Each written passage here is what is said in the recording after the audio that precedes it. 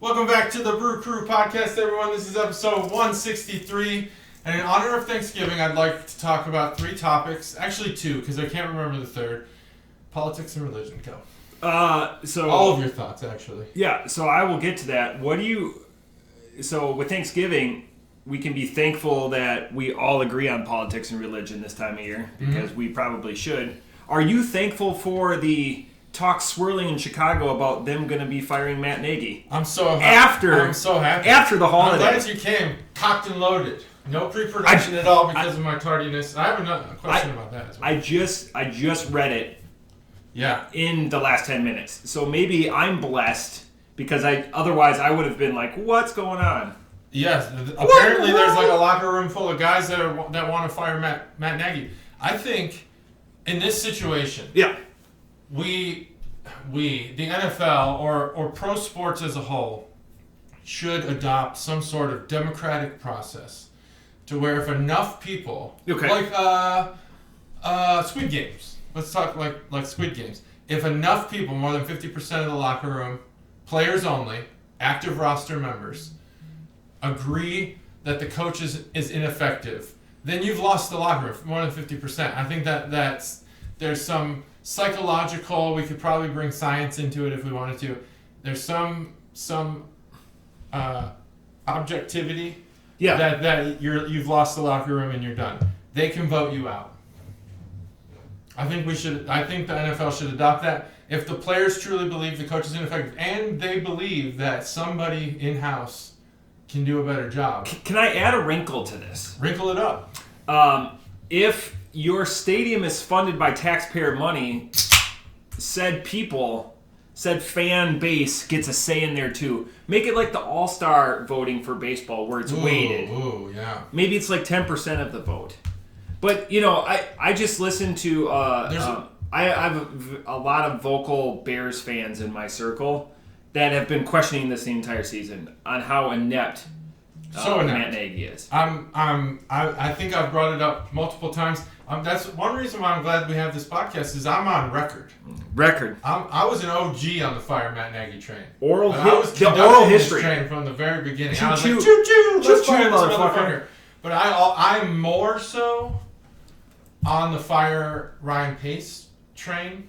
I got a leg on both trains, but you're a long-term guy. Towards the Ryan Pace. I think that Ryan Pace is a fake it till you make it. Yep. And he made it, and I'm the only one who sees the bullshit. I hate that that's the case. Interesting. Because he got Khalil Mack. I think Justin Fields was a good draft, but largely he's sucked. Yeah. At first round picks for sure. I don't get why people don't see it, and I think he's the problem. Go down from there, fire everybody. This is what we drink to. The segment that I bring up, you know, it's just the asinine. I didn't get to watch any football on Sunday, but I literally just saw that, and one of the guys in our group who has apt comments, Justin goes, only do the Bears correct a wrong with a wrong. They're going to make the guy show up on a holiday. He's going to get paid. Let's be honest. And then they'll fire him after the holiday, potentially. They're going to make him show up on a holiday? But because they play Thanksgiving. There's no better NFL day to work than Thanksgiving, I think, other than the Super Bowl. Yeah.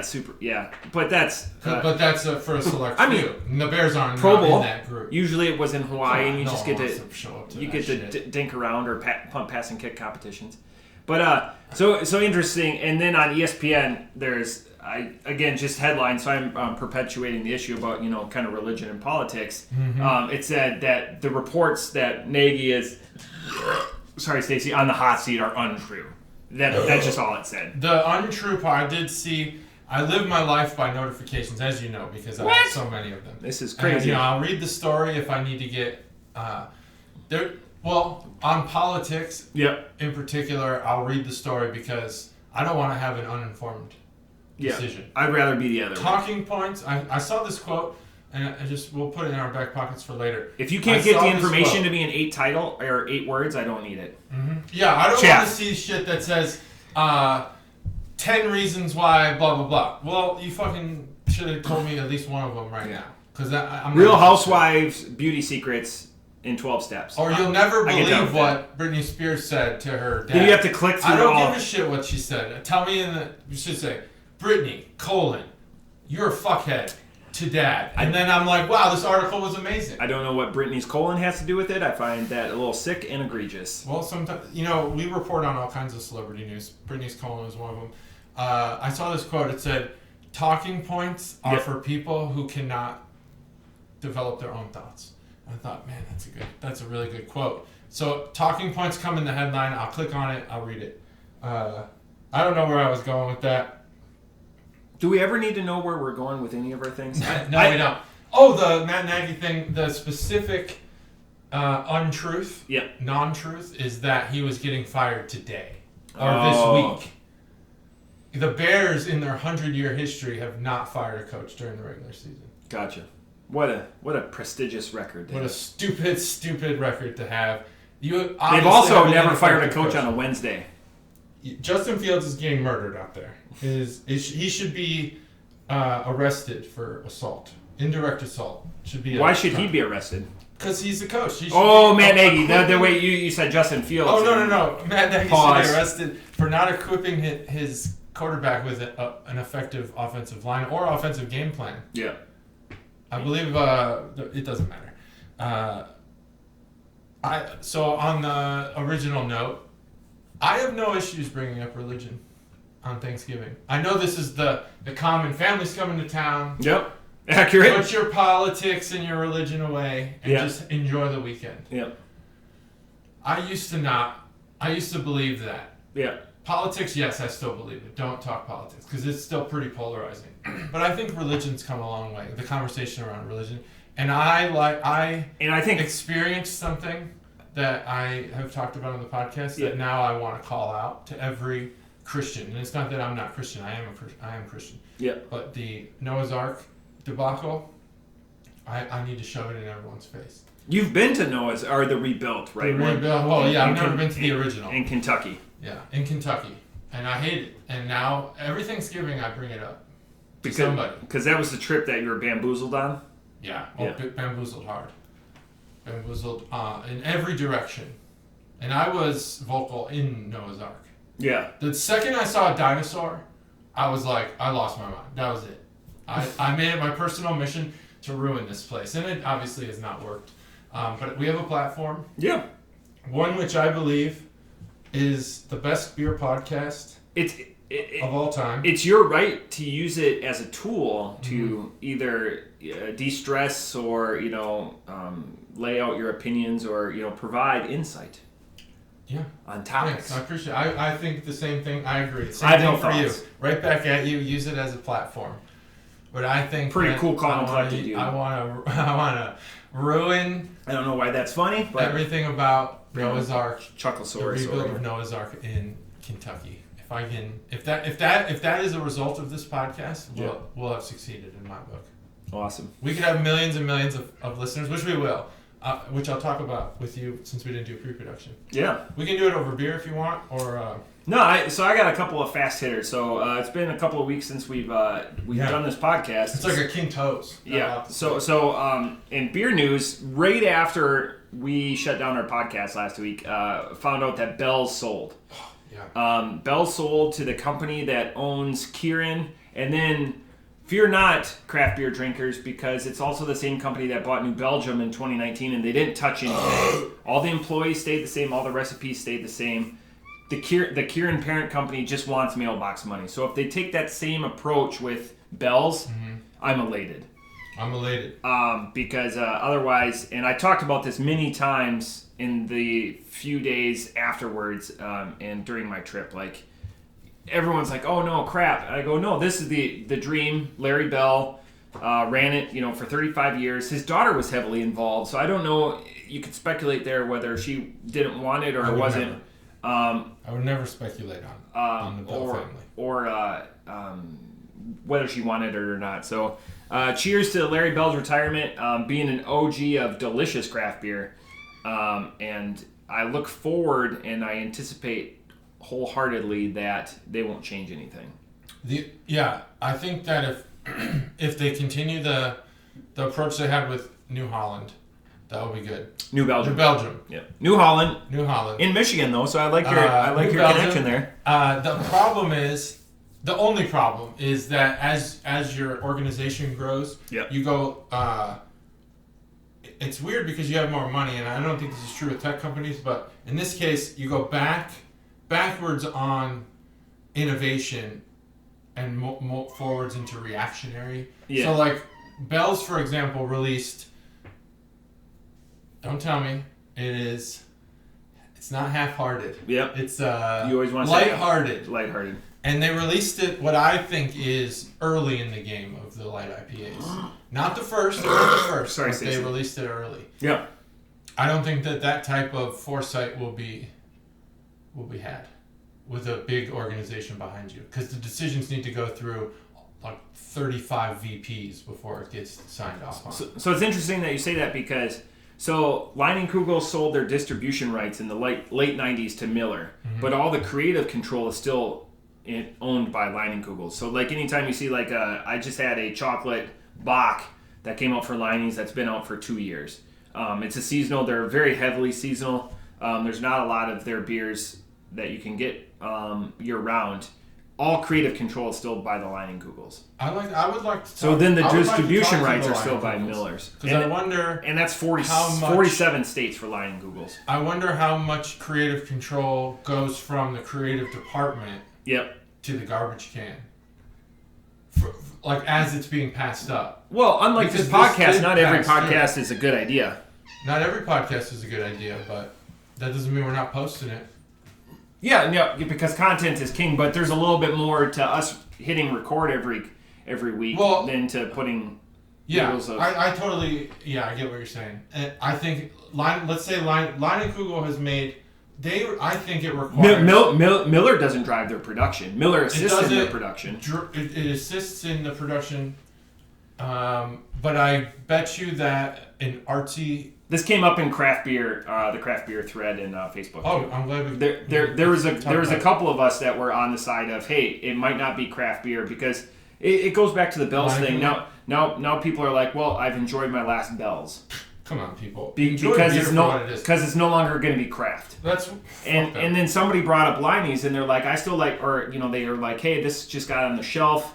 I'm excited to have it, and they're like, this is a craft beer group. So like, there's will that person personally tell the brewmaster to his face that the beer he's making is not craft? No, because he's a fucking pussy. He's a keyboard warrior. They're liars. They're liars. Enjoy what you like. If you can't drink a beer you like. You know how many people I've met who are die-hard Bell's people? I can't believe it. I know, until I started this podcast, I never knew 48 that it was such a thing. Like it's like it's like the Apple people. They're fanboys, Bell's fanboys. They have the gear. Yeah. They wear the shirts. They wear the hats. They drink it constantly. I love to see it. But if you're not going to drink it because they got bought, jeez Louise. Yeah. So that was, I'm kind of working chronologically. Yeah. So then, before that. It was after that, technically. So 2 Fridays ago, we went down to Barrel House. We didn't even get to talk about it yet. And they rolled out the red carpet for us. Oh man, it was like the Brew Crew podcast was the Lifetime Achievement Award winner. Yep. For the Oscars or something. So I've sent that list to 3 different people. I was going to put it out public, but they just want it because they're trying to build it. None of them are local. I'm like, it's going to be tough. It's going to be tough to get all those in one location. One individual, money is of no object, so we'll go to a website and whatever, and we'll pay oodles. Money is of no object. Yeah, money is of no object, and just happened to miss out. His suggestion to me, and I'm being coy on this for a reason. His suggestion to me was to buy it all and to ship it to him. And I was like, that's an undertaking. Thought did, because that'd be multiple boxes. It would be tough because to wrap all of them and with the glass bottles in there and stuff. But so I'm excited. And again, stay tuned. We're going to do daily reviews of the beer. Mm-hmm. If it falls on a Tuesday, it'll be one of our beers because we're doing 1 beer a day for 24 days. But it was awesome. Again, Barrel House rolled out the red carpet for us. Many thankful messages sent back and forth between us and the folks down there. It was a blast. I forgot I was going to wear, same colored bandana or sweatband that they gifted me. But awesome, and glad to help out the local beer scene. Yeah, definitely. I'm excited for the 14th. So much fun. That's the type of. I don't know if that's on a Tuesday. Events we need to be having. That was awesome. Had a blast. I didn't get gifted anything. That's okay. Was it the 14th? The 14th is a Tuesday. The 14th is a buddy. Tuesday, so is that the first one? No, next Tuesday, right? No. Why is it? Oh, do I have to go that way? The 14th is a Tuesday. Stay tuned for the 14th because that will be the last one before our hiatus. Totally random, the creme de la creme beer of that group falls on the 14th. I just did the math right now because I know what beer it is. I wonder if we can work anything out for that hiatus. I know we're all busy, but we're doing a phone call. Stoked for that beer. I'm stoked for all the beers. There's a couple in there. So when she was building it, that like you sniped Dad. I said no to Dad. And there was a couple more. Not because we don't like it. There was a couple more we should have sniped because I know we both had them. There was a. I don't think they fall on a Tuesday. I was hoping that with my. I mean, Dad was the obvious one because Dad's been out for years. Yeah. And we've all had it. Everyone's had it. And for those who aren't familiar with Ryan Geist, it's Ryan Geist Dad. And it's great can. You see the can. The can art is noticeable immediately when you go into the store. I was hoping that by saying, hey, not Dad, we've had it, it's common, that she would reevaluate. I know she had a big job on her hands, but she did not. That was just the one she took out. Yeah, so there was, and I'll make comments on there, and Sarah said she wanted the feedback, so she'll get the feedback too, because she wants to do it better. And again, last year, this is their second year doing this. Last year, their decision, the people that went there, is they got everything off the tap list, which is fun and exciting, but they have such a shelf to behold too. And when we were sitting there for a couple hours, we were drinking off the tap list, so we would have effectively defeated that. Because, and again, it helps them out. Their percentages are a lot bigger, and when we're dropping, 7 boxes got built that day, well over $1,000 for those boxes. It doesn't fit very well in your fridge once you put the Christmas topper on it. That's just a first world problem, but I'll figure it out. I think if I had any feedback, it would be that was so much fun. Yeah. That make up a second holiday. I think we can do this as an event. Yeah. Next year. That we did as an event. We went on the blast. Well, we did an event, but it was still custom. I think that in coordination with the Barrel House, we could have this box is the standard. So now, if you wanted to not make an event out of it and come in Saturday, Sunday, or any other day in November and just pick up the box, it's built. It's in coordination with the Barrel House, with the Brew Crew podcast, the Advent box is built at an event. Yeah. Then it's standard for everyone. The whole of Dayton. Interesting. I think that'd be cool. It does. It might affect the more rare beer. It would. It would be like logistics because again, the 14th is the 14th as a teaser is a 10-year-old kegged beer that they just tapped. They just found the keg and they just tapped it. So that will be on the 14th. And it's going to be absolutely. That seems magical. deep. We should probably do it earlier. No, Tuesdays. That's a Tuesday. We gotta keep it then. Yeah. That's why. So then going forward, I left, drove to Minnesota, Wisconsin. I went to a soft opening of a new bar and charcuterie shop in my hometown. Super excited for them. And they were super excited for the podcast. I told them I was going to put them on blast as soon as we were able to record again. So Third and Vine, they have now been open for 4 days. Actually open. It was nice to sit there and talk to them.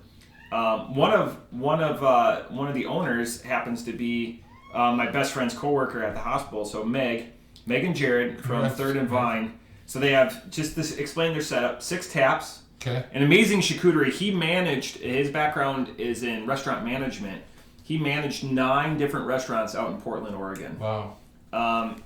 All over the gamut too, but mostly specializing in Thai. So then he came from a very rich craft beer. So it was interesting just talking to him. So small amount of taps, but then they also have a cooler where you just go and everything is individually priced. This is where like other places could benefit from that I've seen, like, they'll have 4-packs or whatever. This every beer, so you just go and take it and just show them that. and put it on your list and put it on your list. And I don't want glasses or anything like that. They always try to offer me glasses, but the steal that I had was they had pickled or deviled eggs with smoked roe. Oh, it was. I love deviled eggs. I could have ate a literal metric ton of those. Charcuterie is the example. I know Aaron thinks that sours are useless, worthless, but I think charcuterie is the perfect pairing. And people drink wine with, and I think it's as close to it as you'll get with beer. Yeah, I think charcuterie is a good place to have a sour. I love charcuterie. Love cheese. It was probably the best charcuterie I've had in 6 months. Really well done, appealing, welcoming. Okay, I'll tell Caterade. And I give her that feedback. I had to pay for it, but better than like the Hormel stuff that I've been offered. Yeah, I'm not naming names. Someone offered you Hormel? Yeah, Hormel. It was like Hormel charcuterie, and I was like, not interested. No. Not at my house. Did you have charcuterie? Yeah. Oh, I can't remember. At the Halloween party. Finally, because we need. That's why I took such offense to this in 6 months. Oh my goodness! Katie put this whole board together. Don't be offended. No, it's over. It's over. It's and done. Then fresh figs. I'm a meat and cheese guy. I don't need. I like meat and cheese too. We had that too. And then in closing, there was almost a fight over Blapple up at the hunting cabin. Damn. So Chuggalo Ryan brought a case of Blapple. So myself, Chuggalo Mikey, and him were drinking that. Yeah. Well, then the old guys finally discovered it and burned through it really quickly. Whew. But because I exchanged beer with Chuggalo Ryan and I go, I don't want anything in return, he had 11 cases of Blapple. Yeah. And he goes, I'll just do a case for a case or a rack. And he stuck it next to my car tire, and 30 minutes later I go and put it in the back of my trunk, sitting to keep my 120 minutes safe, because I picked up all that. And then the old guys, they drank that. Once they discovered it, how amazing it was, they're like, hey, we know that you have 2 other cases out in your vehicle. I was like, no, I'm good. Oh yeah, it became a big to-do for and I'm always extremely generous. It became a big to-do for the next 30 minutes, and they're like, yeah, so when are you going to go get that? Meanwhile, in the cooler, up there, I'm not exaggerating, $800 in beer. Oof. But they want Blapple. That's how desirable Blapple is. That's what I'm trying to say. People don't get it. The average age of the people clamoring for the Blapples, I did the math, 59. At that. Okay. Not including the kids, but the older guys that were giving me the business about it. I gave 2 Blapples to 2 people, and they did not give me any feedback, which made me think that they didn't like it. They drank the entire case, the case that I donate. So then I only came home with 1 case. Damn. Or 1 rack, excuse me. That sucks. I'm sorry. That's just in Illinois on your way back. There's tons of it there. Yeah, that's just because they're too busy drinking that Goose Island bullshit. And the one guy is a fib, and he lives downtown. He doesn't have his license or anything like that. And I go, I have it on good information that you can get it there. Good information. But he goes, it's right in your car. Chuggalo Mom has confirmed that Walmart has an entire pallet, and it is not moving. He could have it delivered. It's not moving. He could have it delivered to him. Just go. Get it. It's in Illinois. So then, the whole way, we're on our way, a couple of us left on Sunday were like, come back with peanuts and Blapple. So that was the hit. It just blew these guys' minds. So even older people that kill to drink just Miller Lite or blue smoothies are killing each other over the Blapple. It was only a matter of time. This is a biggin, but we'll get it done. This is from Chuggalo. You know what? I'm going to give her a gift. The gift of an extra week of sponsorship. And we'll do the other one first. Okay. We'll do this one first. Nosferatu. I was hoping to do more Excellent. about this, more research on Nosferatu as an object of the beer, but I did a little bit. But you were hoping to do more. I was hoping to do more. Man, I was gonna unload an enormous amount of what happened? Work-related conversation on you, but I got here too late to do that. So next time. But this is Great Lakes, another big brewer. Not sold yet though. Nosferatu. Bought this at Trader Joe's. Couldn't believe that they had a beer I hadn't seen yet at Trader Joe's. Let's just crack it open. I'll talk about it. That way you can get drinking, right? It's pretty loose. 3, 2, 1. That was an easy tab to pull. So this is a Imperial Red Ipa. It is called Nosferatu, and it is from Great Lakes in Cleveland. My first foray into Great Lakes was the Navy one. Which one is that? Edmund Fitzgerald. Dortmunder Lager. Is that what it's called? No, there's another one. It's what is it called? The Burning River. No, it's a Commandant or something like that. Commodore Perry. Commodore Perry is the one. My first Great Lakes beer was Commodore Perry, and I liked it a lot, actually. I think that was still during. It was not before my Untapped time, which I like the updates that they've had. I might get back into it. I was about to say, so I missed your Untapped time was a fleeting moment for like the 14 months. I actually enjoyed doing Untapped. I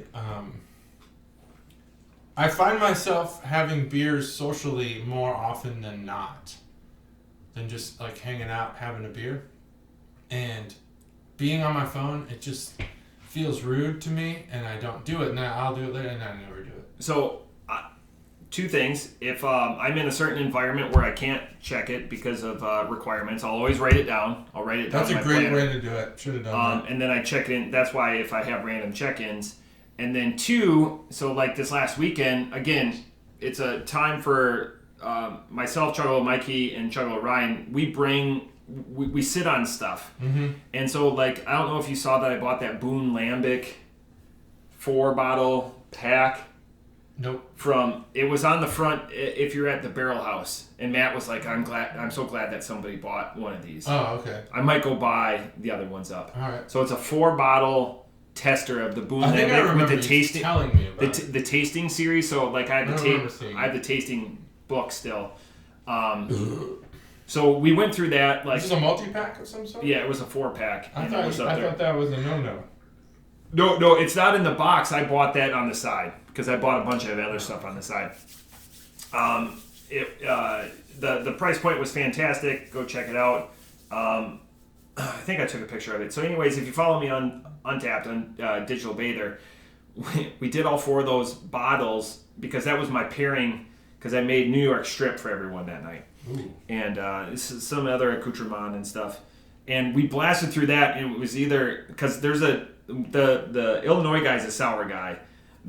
All the rest of the old people are cooperative, but you're going to hear about how it's unfortunate. My Chuggalo Mikey's dad is amazing. He'll drink whatever you put in front of him, and he'll give you honest feedback. Yeah. He's not going to be a curmudgeon. He's just really, he's like you 30 years from now. Like, I'm game. I'll do anything, put goat's tongue in front of me.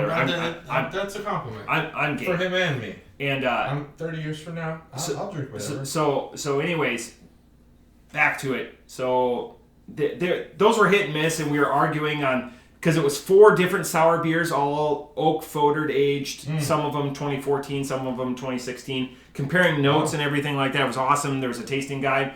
So then Chuggalo Mikey brought out a bottle of CBS and a bottle of KBS. I saw you check into one of those. With the old guys because I already had that CBS year. With the old guys, those were home runs. Wow. Like, they were writing down notes. One guy took a bottle home with him, and I'm like, hey, if you ever see this CBS, they don't make it anymore. He goes, can I buy it by, like, the flat? So, like, he was already trying to figure out that. Wow. I couldn't believe swill guys to that's a jump that I haven't seen before. Yeah, that's a huge jump. That's like a Miller Lite to a Steve Molden, because those are CBS has a distinct taste of maple. And they were broken. The older guys were broken on which one was better, KBS or CBS. It split the crowd. So it was amazing, because I go, if that's the case, because I've got a whole shelf, I go, next year I'm going to bring up a lot of the bigger and darker stuff, if that's what you guys like. Because again, like, when I order, and I've had Tavor boxes and stuff up there, I get that stuff, but typically a lot of it comes home with me because it's a one-off, because it's more expensive. Yeah. So it was, I would have never guessed. It was shocking. Yeah, I was well into my evening. It was amazing to see how excited they were just to even like have tasters of it. That's awesome. Fantastic. I would not expect that. I don't even really know how to respond, because I haven't met people who are swill drinkers who then suddenly like a stout. Because last year I dressed it up. I did filet mignon and cast iron finish, and I brought some big. And I did an educated pairing for me, and the flavor profiles I had, like the richness with like a dark, robust, and KBS and CBS blew those beers out of the water. And the cost point was still around $20 to $30 a bottle that I was offering up. It was amazing. I don't know if it was just the moment, how it struck them. Their palate was wrecked from the sour, and it was such a rebound. Oh, maybe. There's so many like different... That's an interesting point. But it's just such a decadent day event, with swill to like, we'll crack like a fruited sour like at 9 o'clock in the morning. Just so it's all over the place. Your palate is just... I wonder if we could wreck our palates and then do a blind taste test and see how it goes of beers we've had. See how they compare. Yeah, that would be... That would be a wonderful undertaking, and then find out like what would wreck, find out what really wrecks your palate. Yeah, that would be interesting test. I'm not sure how we'd conduct it. Yeah, I'll think about it. So Nosferatu is essentially Dracula. What? This was a movie that came out in 1922. I would have guessed 23, so I was a year off. You were a year off. You would have been a year off. It's not rated, because it was before ratings. Yep. Silent film. Very influential, apparently. One of the early influential silent films that Charlie Chaplin was not in. The other one is Metropolis. Those are the Metropolis, two. Yeah. What about the train one? And I think Metropolis was 27. The train one. Where the guy's like moving branches off the train tracks and stuff, and then he falls back onto the train rail. You know what I'm talking about? It's very influential. So influential. They play that movie if you go to the Field Museum in Chicago, there's an old Main Street, and they have an old movie theater in there. And they play that movie there. I didn't know you've been to the Field Museum in Chicago. Is that you? No, I've never been there. I can't do this. I almost had it. I definitely have not been there. Not sure about the beers we've had on this podcast that are linked to it. Yeah, they speak to it. Speaking of that area, they did in my hometown the night I went out. They did a tap takeover for Three Floyds. They did at the Field Museum. At they call it Growler Guys. We went to the opening instead of going to the. We ended up going to the Growler Guys afterwards, but before they're handing out like swag. I'm confused. Who are you, where in Eau Claire. Okay. You went to the Growler Guys. Yep. After so their tap takeover was 6 to 8. They still had a bunch of stuff. The Growler Guys tap takeover. The Three Floyds tap takeover was in Eau Claire. Yep. Oh yeah, that was a heavy beer. Yeah. That I ended up not Blurple. There was not Blurple, no. I would have made other people drink it because I was out with the guy that's had like 8,400 beers. That night, just to show you how the cacophony of events, we ended up at a Masonic lodge for like the last 3 hours. The only ones in the entire like colonnade, 4-story Greek revival building. You were the only ones there? The 3 of us. Wow. It's crazy. That sounds scary. It was such a... Oh, it's the type... If there's not a light on, I'm freaked out. Hospitals and churches after dark, I'm done. Yeah, I was going to say, when I was in the late teens, we had some friends who were part of the local Bible church, which I guess is like Baptist. I'm not exactly sure what denomination. Yeah. But they had keys, and we would do pitch dark hide and seek in a church. Yeah. And it was always scary. And no matter what, every single time we did it, someone reported seeing a ghost. We did that for confirmation class. And here's a math stat that you never want to know. If I'm playing hide and go seek, I get the urge to go poop. It's got to be an anxious thing. So if I'm ever constipated, I'd be like, let's play hide and go seek, and I will blast off. I've thought about this before. What if I was the only one playing?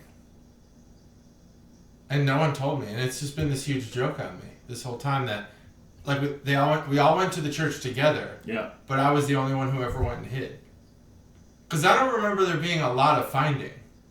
I remember there was a lot of yelling, and there was a lot of, and the hallways would just echo forever. Yeah. But I can't like remember, because it's been so long, being found. I would always go up to the main chapel because it was dark. You couldn't see anything. Main chapel, and I would just hide in a pew, just lay down. I would never go into the actual church part. Oh yeah, that was the scariest part of a church. Yeah. When it's dark, you go into the part with the pews and stuff. You got those stained glass windows and everything, and all this light's coming in. Moonlight. That's how vampires and wolves are. I know a certain building that we've both worked in where people have played hide and go seek too. Well, sorry, Stacy. If you're talking about the porta potty outside of the Denny's on it was an awful house, but we didn't want to dox the awful house. Well, we didn't, but now we have. Well, it's people play hide and seek there. We both worked there at one point. Oh yeah.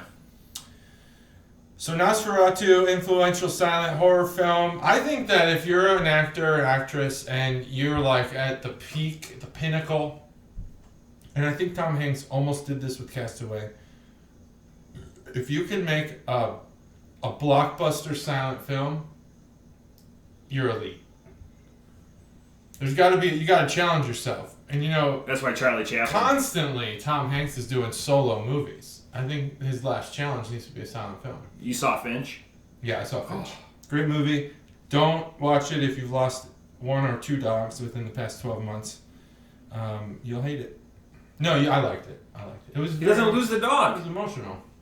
He doesn't lose the dog. No. He doesn't lose the dog. It's not like dog. What's Barley and Me? But there's a big... The dog plays a role in this movie in a way that if you are as attached to your dogs as we were in my family, you recognize it. And you're like, oh, man. I'm just learning so much about you. Great thing. Apparently, recently you guys had a charcuterie board. No, recently. And recently you had dogs. That you didn't like. That's bad. And yeah, we lost some dogs. That's okay. Pet the shit out of the dogs. Pet the shit out. The one felt like Braille. Which one? Bella. She did feel like Braille. Braille. She had some very short fur.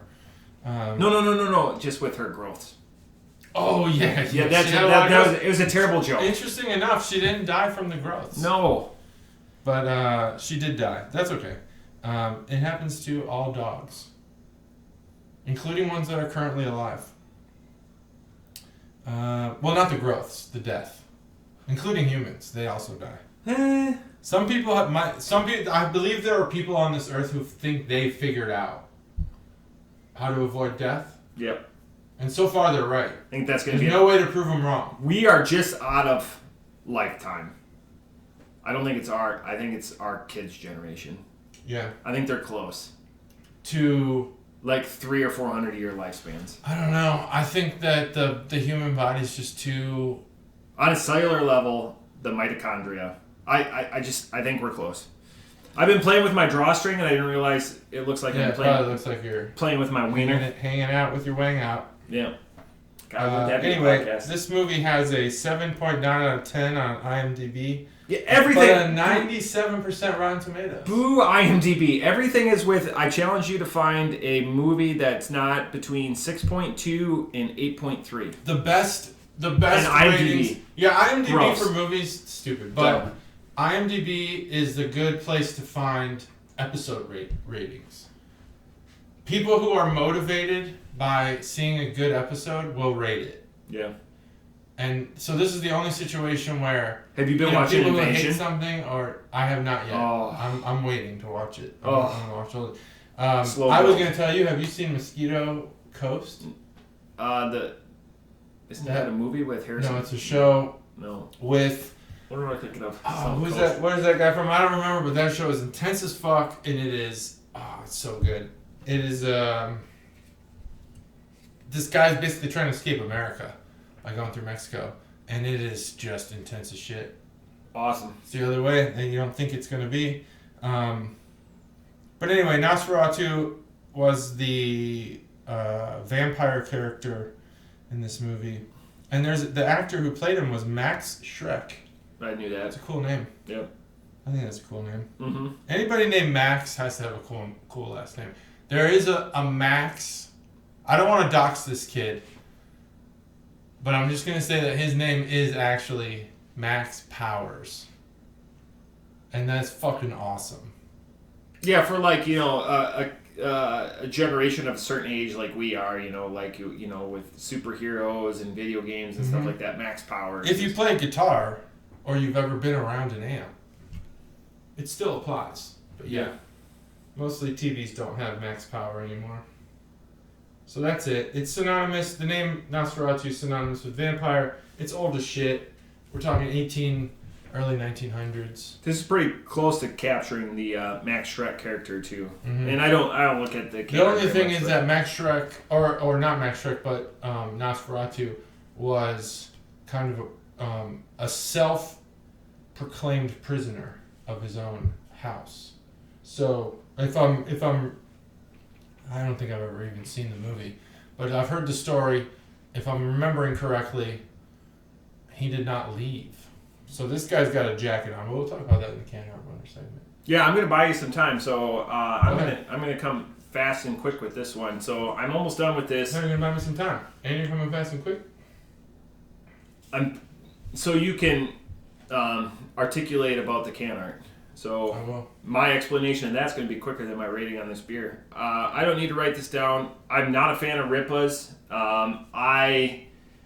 Chuggalo Randy Orton posted, a meme on the Brew Crew podcast page on Facebook, and I was like, "What beer does your face make?" Or where I put California Commons, or because that would be Ripas would be number 2.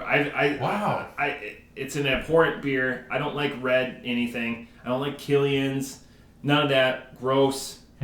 I wish I knew what it was, because when I become a billionaire, Elon Musk-esque, I'm destroying all that stuff.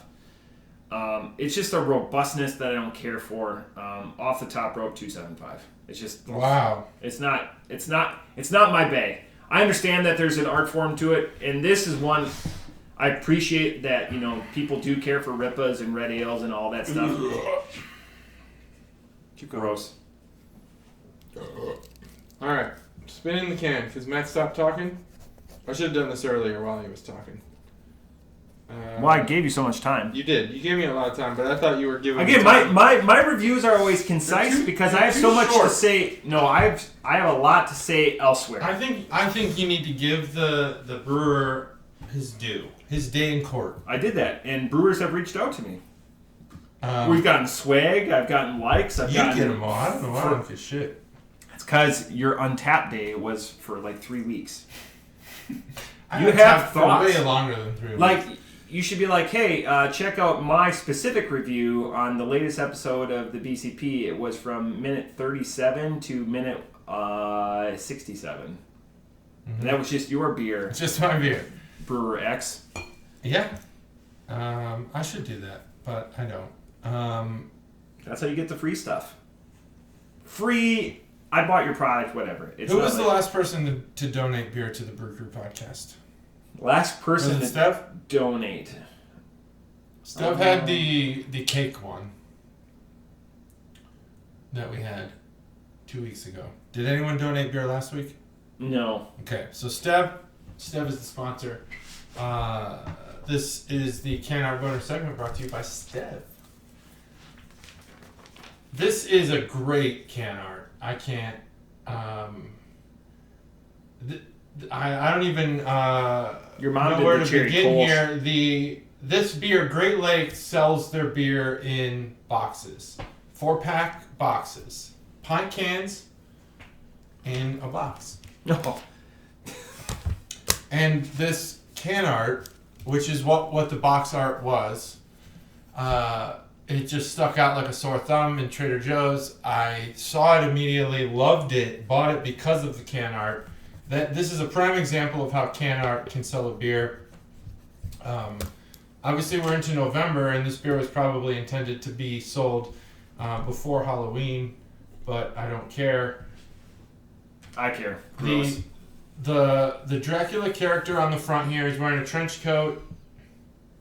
He's kind of in awe of himself, I think, or he's scared of the form he's taken. I don't know that this is a vampire who's familiar with his own vampireness. He seems shocked. Vampirism. About his own vampirism. Yes, that's a good word.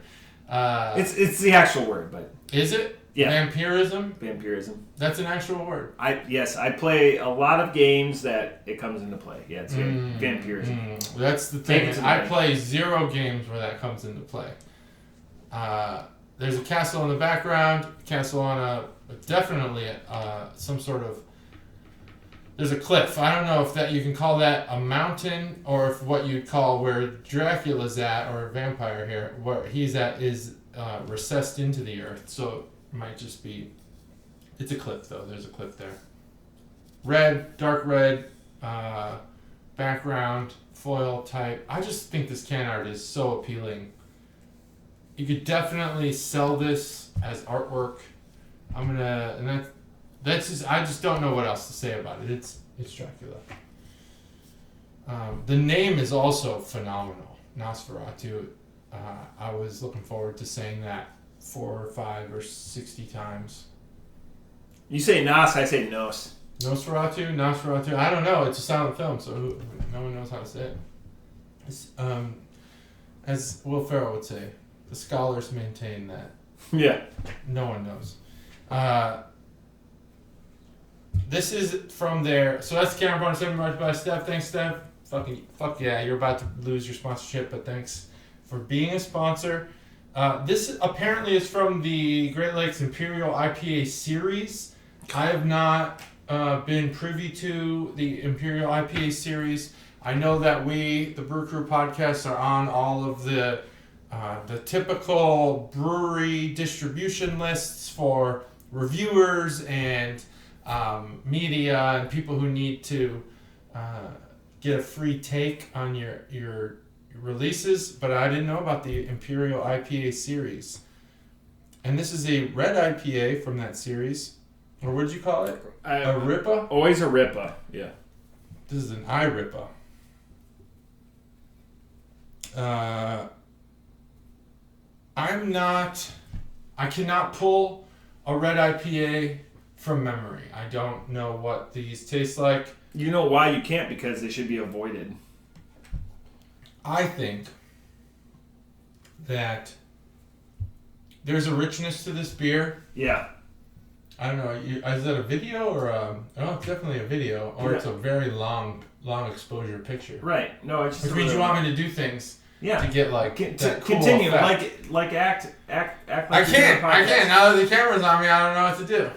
No, that's a camera. I think there's a richness about this beer. Definitely, it has. It's bitter.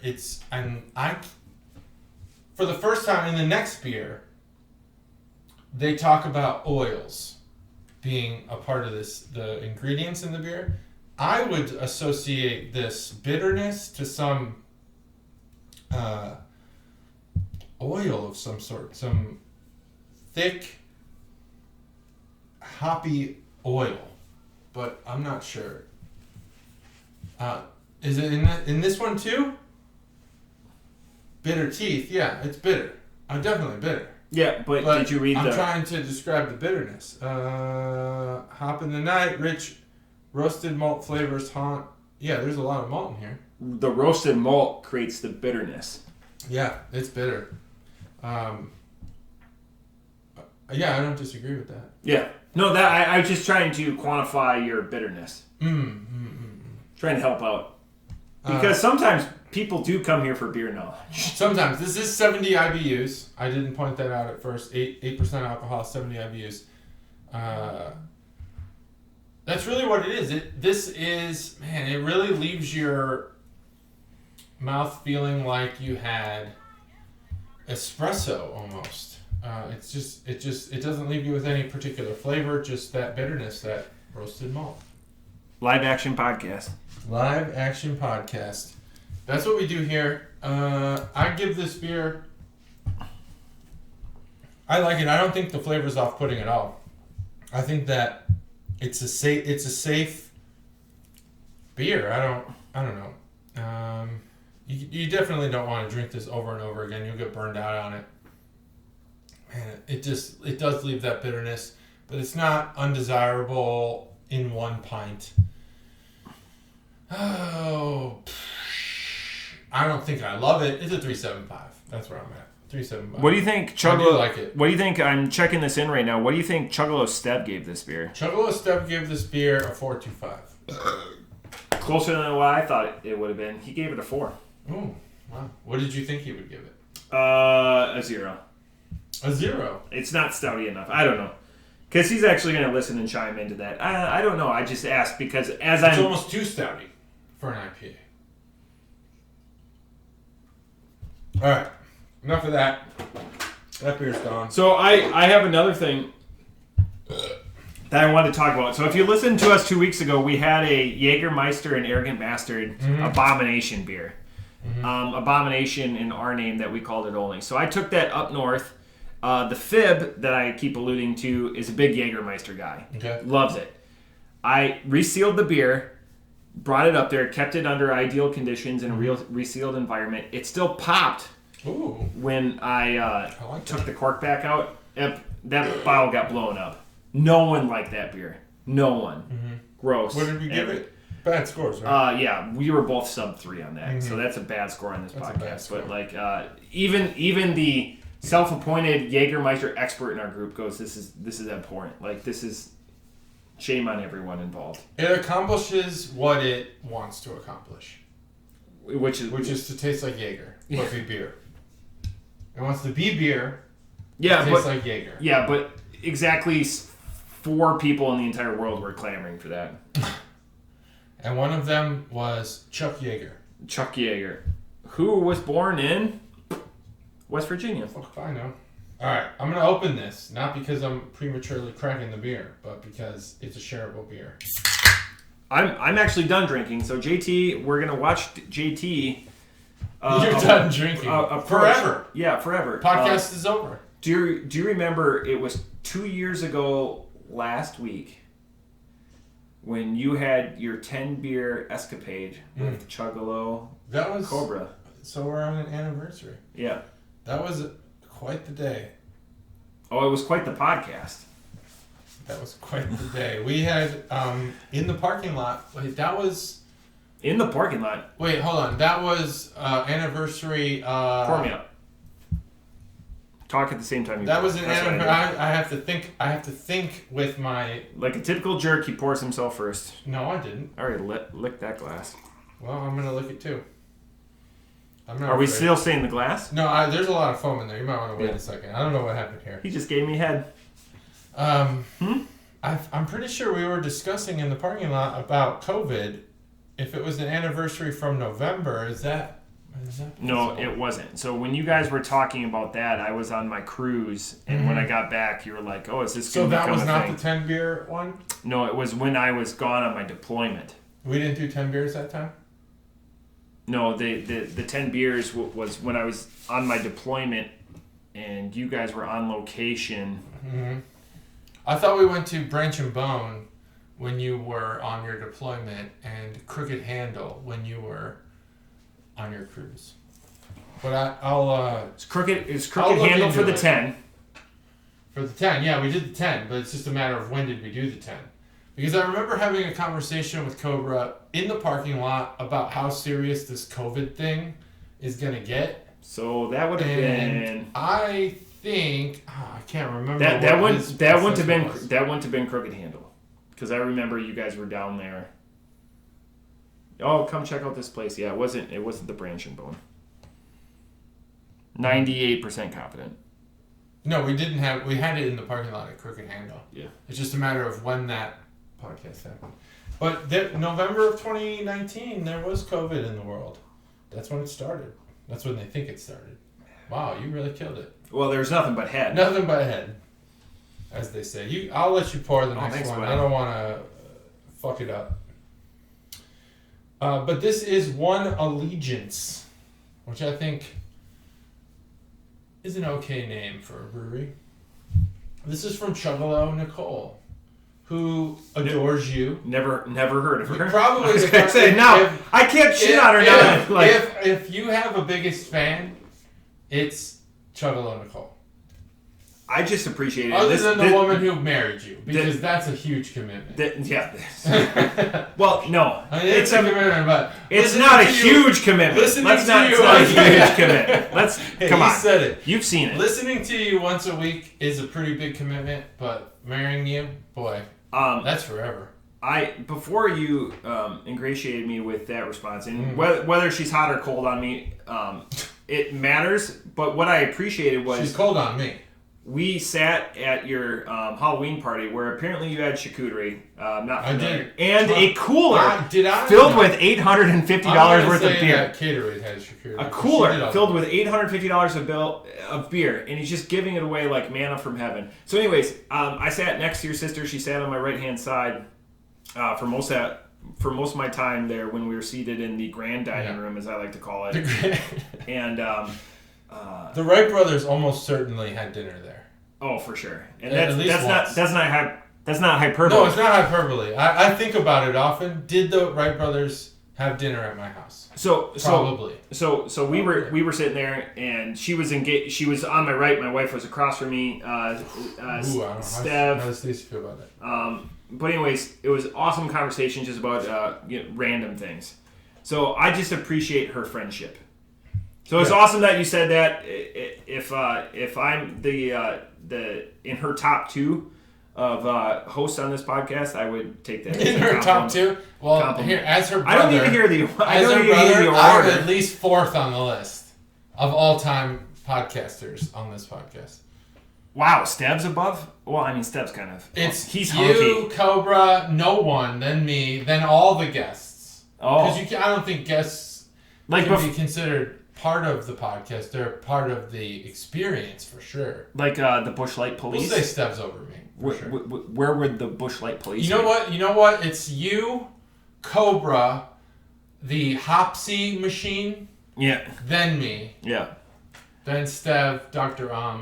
We had. That's pretty much it. We had a lot of characters though that swung by for the Busch Light series. I was asked by the Fib when the Busch Light series was going to come away. I didn't know he was even a listener. The Busch Light series? Yeah. You know what? We did it for like 100 episodes. Randy Orton sent me just the clip of the Bushkin Spice Latte commercial, and I laughed so hard. It was so good. We should definitely bring those back. I've toyed with it. I've wrote down a couple of things when I've been sitting at work at the Waffle House. It just because conversation flows so much, and we're like trying to like compact. We're trying, you really see how the sausage is packed. It does break up the segments, though. It does. That's clear delineation, but now we kind of blur lines between segments. We do. And the fact is that we've been very light on segment 3 because we're so heavy on segment 2 and definitely segment 1. So believe me, it's something that comes around. I think that if Bush needed ads, which they don't, God, we would kill it. That Bushkin Spice Latte commercial, I laughed for so long. I was sharing it with people. Just, hey, remember this? Because it was so funny to me. Yeah, I didn't get that share. But no, I didn't share it with you because you were there. Was I there? You were there live, in person. Yes. That was all right. Sorry. We've done funny things. There's some really good Bush Light commercials in there. Just awesome. We should bring them back, I think. Anyway. You didn't know. Yeah, I like finding new listeners. There's at least... There's listeners we don't know about because there's people. Yeah, listening. And he goes, "Yeah, I'm subbed to your YouTube channel." Like I brought up and Chuggalo Mikey brings it up. He goes, "Yeah, I'm subbed to it on YouTube." Mm-hmm. It's like, oh fuck. That's one thing I wanted to talk to you about in pre-production. Yeah. There's 2 new avenues. I'm not sure if they're worth going down, but I'm totally willing to put in the effort to do it. I've actually already started, but I'm not sure if people are willing. Facebook now allows podcasts.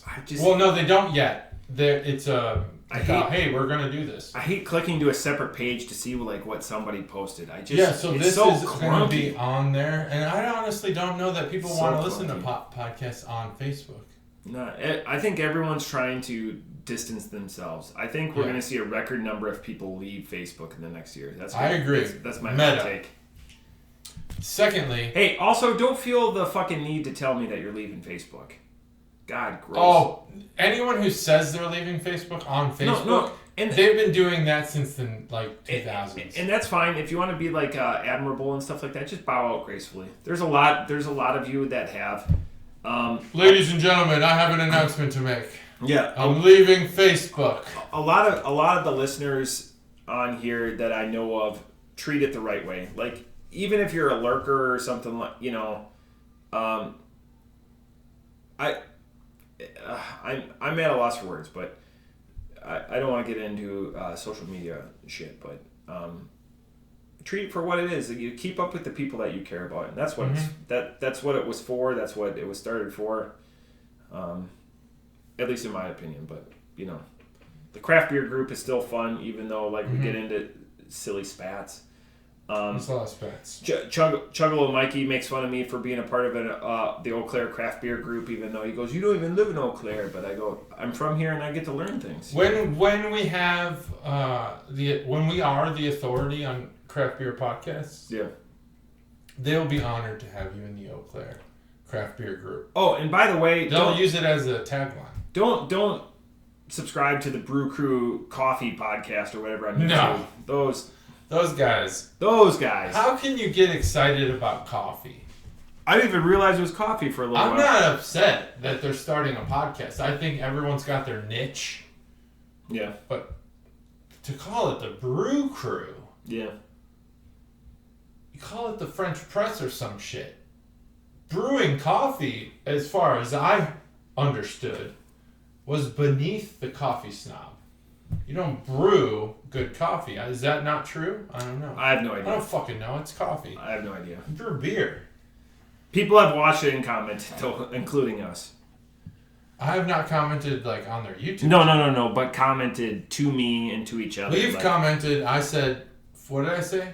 4 episodes? Yeah, Go for I think they have more than that, but I think it's gonna be pretty. It's gonna be a weighty task for them to get together and keep drinking coffee together, and find a way. We flow, but we also inject ourselves with. We're like a wart. Talk help. Yeah, we're like talking a wart. help. Yeah, we're like a wart. We're persistent. We grow on you. We're persistently. You require a doctor to remove us. So this is Allegiance. One Allegiance. She went to the brewery for this. This is a crowler. This is a take home beer from the brewery. It's you definitely don't buy this at Binny's Beverage Depot. Never heard of it. I'm not sure who's their spokesperson anymore since Joe Madden left the Cubs or was fired or whatever. God, Chicago just has shitty experiences with coaches. We finally get a good one, let him go. See you, Joe Madden. You only won a World Series with a team that hasn't won one in fucking forever. See you, Phil Jackson. Phil Jackson. Unbelievable. Let's hire Matt Nagy. See ya, Papa Alice. Mm-hmm. Yeah. I think he left under different circumstances. I wasn't alive. So they're from Chicago Ridge. Never heard of it. I have a permanent map in my head, but I can't, for the life of me, remember where Chicago Ridge is in relation to anything I know. I'm sure it's like that got brought up too. The ridge of Chicago. For being from Chicago, you have zero awareness of where anything in Chicago is. No, I know. And I always tell people, what's an example of that? I don't know. I actually came to your defense. I go, Chicago's a pretty big space. Big space. I can get around downtown like really good. Yeah. And I go, he was too busy spending his time in Boys Town to really branch out. Right. That's what I said. There's good bars there. Yeah. The Cubby Bear. If you want to get cheap beer, especially if like you're a good looking guy, Boys Town. I'm pretty sure the Margaritaville's there. If you're a Jimmy Buffett fan. Yeah, gross. Gotta go to Boys Town. I'm not a parrot head. If you want free parking for the Cubs game, you gotta park in Boys Town. Spent $40 to park my vehicle in an alley. In Wrigleyville. But I was super excited because I ran in front of you guys to take a shit. Yeah, they had a party. Oh my goodness, that was the most excited. I was, prairie dogging for a second there. Ooh. I had fun that day. That was a good day. It's no longer... I miss you, Shamwell. Unacceptable to be around Boys Town. Or I don't think they I wish that Taco Bell would have been open and not had a million people in it, because I definitely would have they tore that Taco Bell down to the ground. 17 bean burritos. Been demolished. That was the most expensive ticket I'll never pay for. I'm glad. Because Randy Orton bought absolutely nothing on that trip, and I paid for gas and everything. But you didn't pay for your ticket, right? I paid for... Of course not. No. Okay. That's why I said it's the most expensive ticket I'll never pay for. Oh, I see. I paid for the... But there was nothing you paid for me. I paid for the exclusive privilege of hanging out with Randy Orton.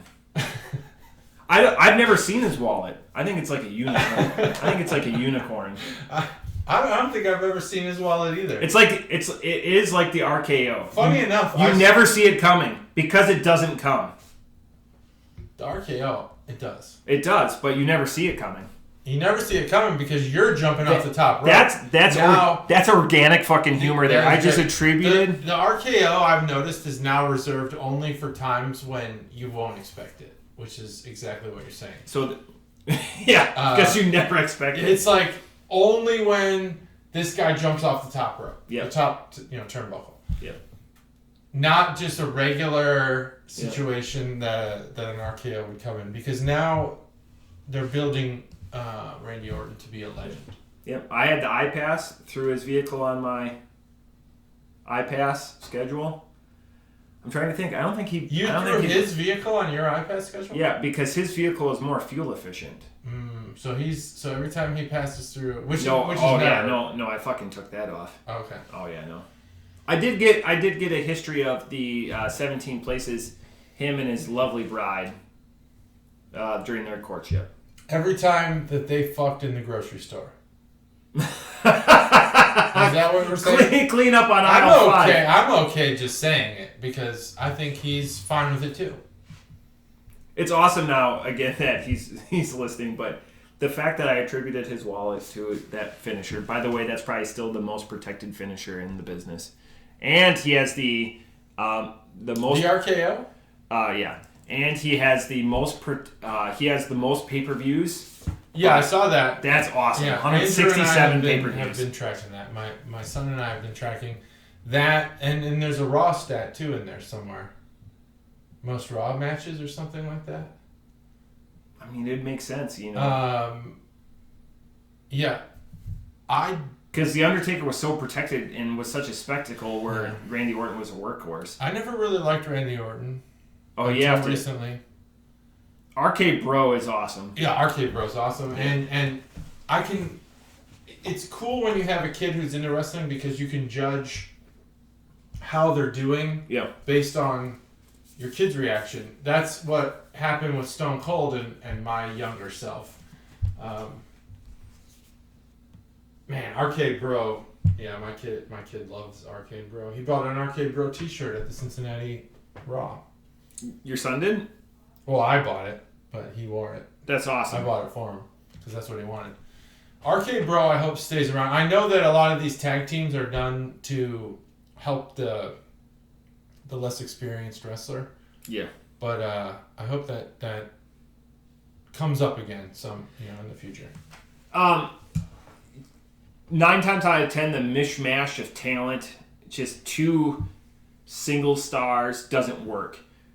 With this one, it does, in the comedy theme from last night, Monday, and then with Cesaro and Sheamus, that really worked. I don't remember that one. The Bar, they'd come out and they would do this. It's awesome. I really like that mishmash. And Jericho, for the longest time, had like Jericho. Yeah. Best friends with Kevin Owens. Like there's a lot of, but the last two in the last like 5 years that really resonate with me were the Bar and Arcade Bro. Arcade Bro. Where you take singles wrestlers and because they're just consummate workers, and that's where if you don't like Matt Riddle, you can just fuck right off because the guy the guy can work, and he can work stiff. He can work so many different styles. It's believable. When you're an adult and you're watching, there's two types of adults who watch wrestling. Ones who just say, "What the fuck am I watching? This is dumb." Yeah. Blah blah blah. And there's the people who kind of like get it. And thanks to Matt, I think I get it. Yeah, he's a worker. He works hard. The one I don't, I got a lot to say about WWE. We haven't talked about it in a while, but I don't like Omos and his pairing with AJ Styles, who I think has been watered down. He's too green. That's done. Okay, so Omos is green, and AJ Styles has wanted a little bit of a slower work rate because I'm hoping they give slower. He'll never say it, but I'm hoping that they're trying to sustain his career because he's been the best performer in the business of somebody that started in the 2000s. Okay. Well, Omos won Survivor Series. I know it doesn't matter, but I don't know. AJ Styles has been fun to watch. And Big E, I also am no longer a fan of Big E. So it's tough when you carry the belt and you're not chasing the belt. No, especially in this age. I think he's the least exciting wrestler I've ever watched, and that is saying a lot. And I mean it to be weighty because all he does is let himself get beat up. And this happened at Raw, and I noticed it now. And I told my son. That's how big. Into it. I said, "That's how big." Why is he not doing anything? And that's not like a back and forth. This is just. He gets the shit kicked out of him, hypothetically, for the whole match, and then either loses or wins. Survivor Series is the same thing, and there's nothing exciting about that. There's nothing exciting about Big E's matches anymore. He's just the underdog the whole time and never, ever comes on top. Gets on. When he's a big... imposing, I love the big ending. Do you want an imposing figure who did it right? Bobby Lashley. They just fucked his personality up. He shouldn't have been an asshole.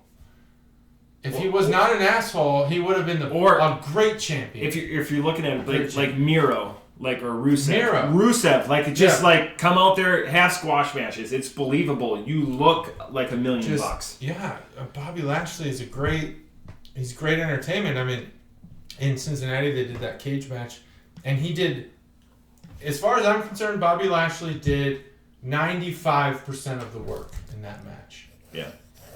And so I no longer am behind Big E as being a champion, and I was before. Anyway.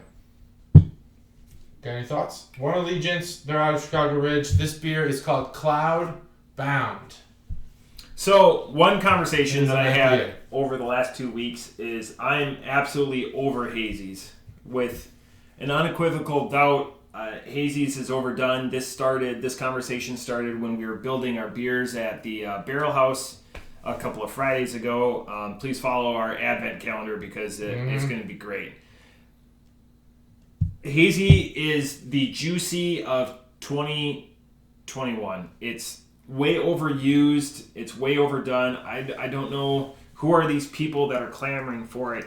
I'm out there. I'm talking to people. I'm talking to people on the streets. He's talking to people. He's got the beat of the citizen. It needs to be squashed just a little bit. So maybe I'm hoping that 2022 brings more favorable horizons when it comes to the world of IPAs. Go to American. Go back to Whippas because the day of the hazy is done. Off the top rope, this is a really well done hazy. It just falls under that hazy moniker. I'm going to come off the top rope with a 3.75. All right. There's no can art to do, so I'm not even going to do it. But it is the sponsorship of Chuggalo Nicole. Thanks for sponsoring. It's just you pick up a can like this at the brewery. Chuggalo Dollface. Chuggalo Dollface. That's on you. You won't call it that? No. No? No. Why? Because she's my sister. Okay. And I won't do that. Okay, well that's fine. It's not derogatory. No, it's not derogatory. I don't think it's derogatory. Okay. What nicknames do your siblings get? I don't think you give nicknames to your siblings. I think those are the only people that know you by your real name.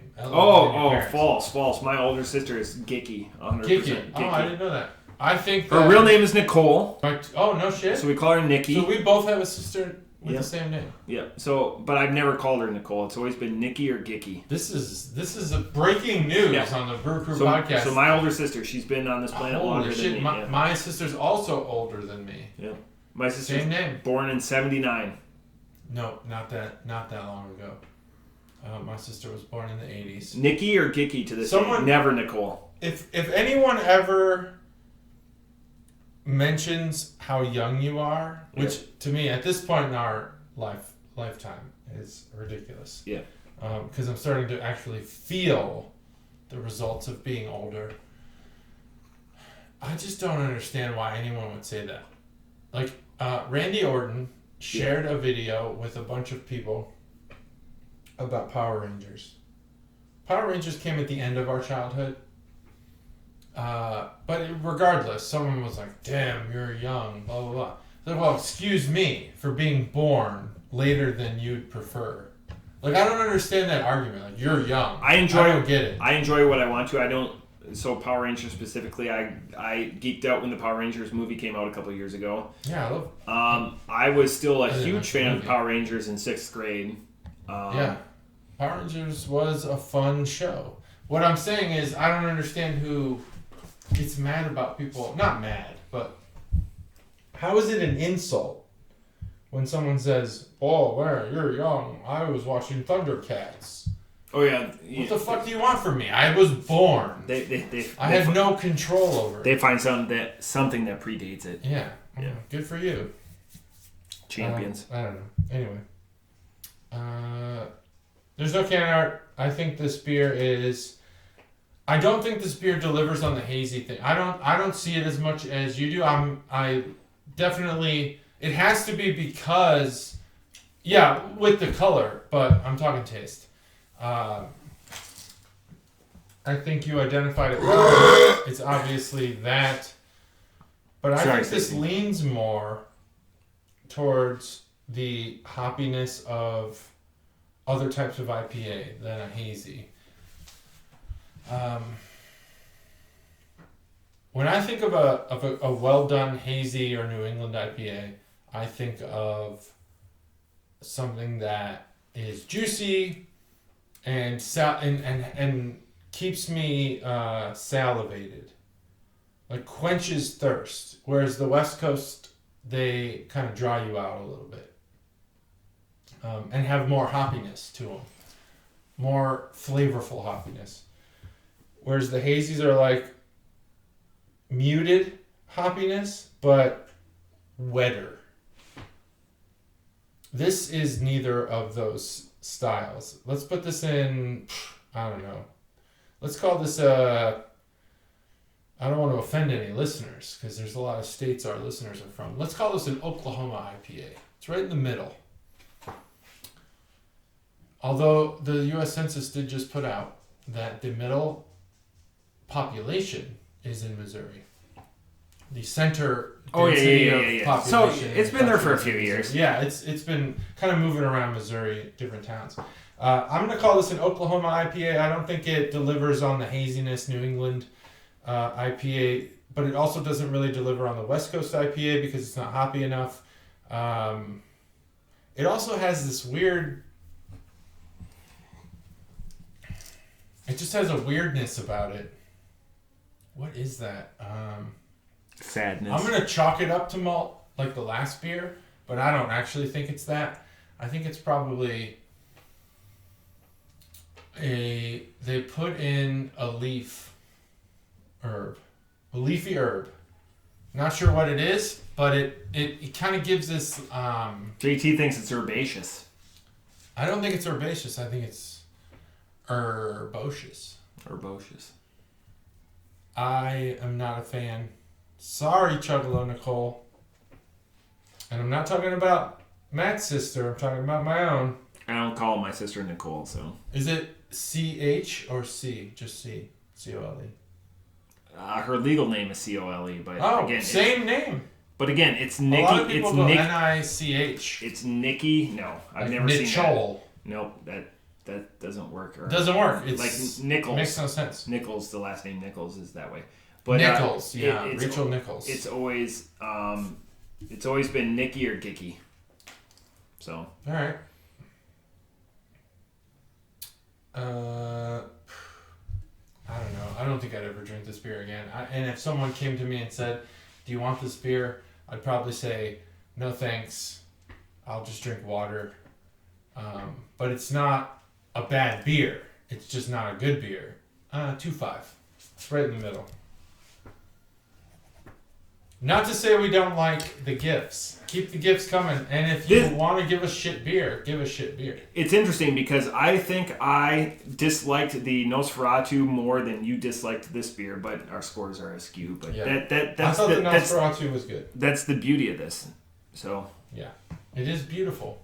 It's a beautiful podcast. It's a beautiful podcast. So the one thing I didn't mention before that I was getting to was, so there's the Facebook podcast, which I'm not sure whether or not we'll do. Yep.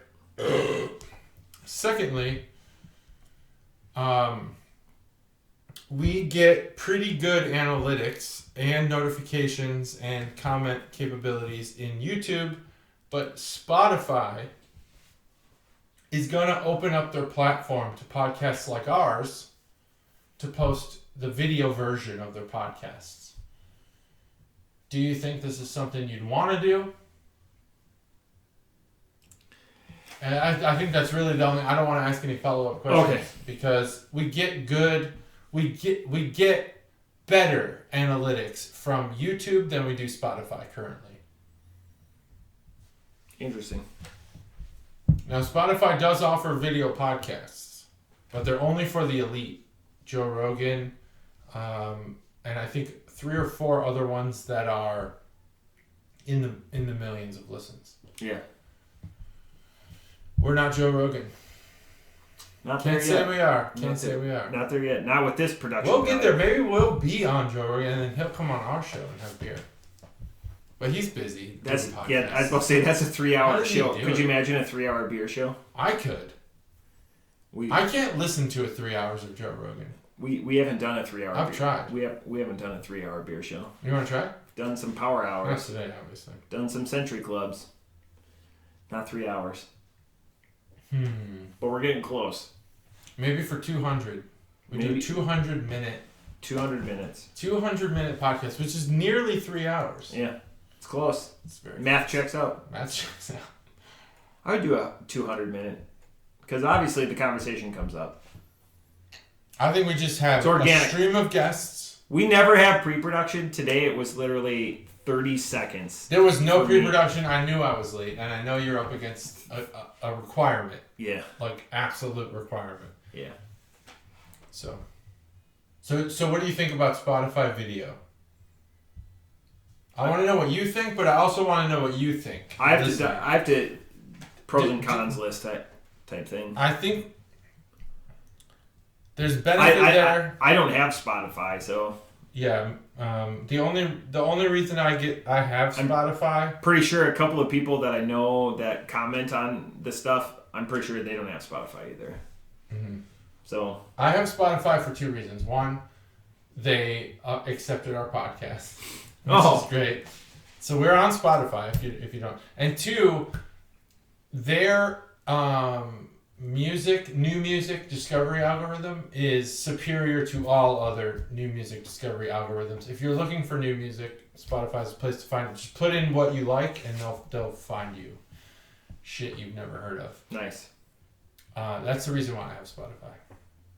Because even though I'm of the age where my dad started only exclusively listening to Fleetwood Mac tapes, I'm still interested in finding new music.